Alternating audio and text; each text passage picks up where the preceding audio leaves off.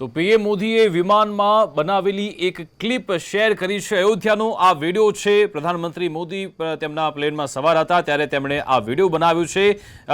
Bird આઈ view તમે જોઈ રહ્યા છો। પ્રધાનમંત્રી મોદીએ જ આ વિડીયો ક્લિપ શેર કરી છે। પ્રધાનમંત્રી મોદી જ્યારે અયોધ્યા પહોંચતા હતા તે પહેલા જ તેમણે પોતાના વિમાનમાંથી આ જે દ્રશ્યો છે કેમેરામાં કેદ કર્યા છે। તેના આ દ્રશ્યો સામે આવ્યા। કેવી સુહામણી લાગી રહી છે અયોધ્યા નગરી કે જેના પર આખા વિશ્વની નજર છે ને પ્રાણ પ્રતિષ્ઠા બાદ એક અયોધ્યા જાણે કે વિશ્વ ફલક પર ચમકતું જોવા મળવાનું છે અને તેના જ દ્રશ્યો પ્રધાનમંત્રી મોદીએ પોતાના કેમેરામાં કેદ કર્યા છે। આજે ચર્ચાનો વિષય ભગવાન રામ છે, અયોધ્યા છે, પ્રાણ પ્રતિષ્ઠા છે। તેવામાં પ્રધાનમંત્રી મોદી હાલ ત્યાં પહોંચી ચૂક્યા છે। અયોધ્યા એરપોર્ટ પર પહોંચ્યા બાદ થોડી જ મિનિટોમાં તે અયોધ્યા મંદિરમાં પહોંચવાના છે ને જે પૂજા અર્ચનનો જે કાર્યક્રમ છે તે શરૂ થવાનો છે। કાર્યક્રમ શરૂ થાય અયોધ્યા પહોંચે તે પહેલા પ્રધાનમંત્રી મોદીએ એક વિડીયો શેર કર્યો છે અને તેને અત્યારે ઘણા બધા લોકો જોઈ રહ્યા છે। જે એક અવકાશી નજારો છે અયોધ્યાનો, આ રામ મંદિરનો, તેને પ્રધાનમંત્રી મોદીએ પોતાના કેમેરામાં કેદ કર્યો છે। આખરે કેવી લાગી રહી છે અયોધ્યા,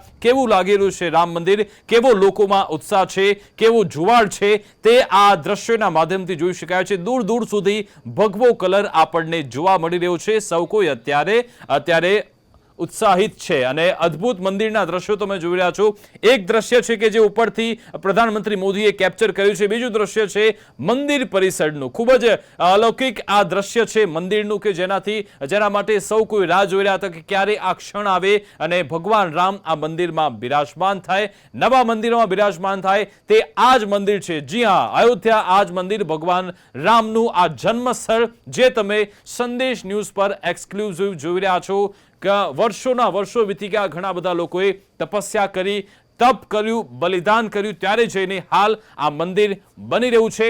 વર્ષ 2020માં ભૂમિપૂજન કરવામાં આવ્યું હતું અને હવે આપણે પ્રાણ પ્રતિષ્ઠા કરવા જઈ રહ્યા છે આ મંદિરની અને હવે એક ઘડી આવી રહી છે।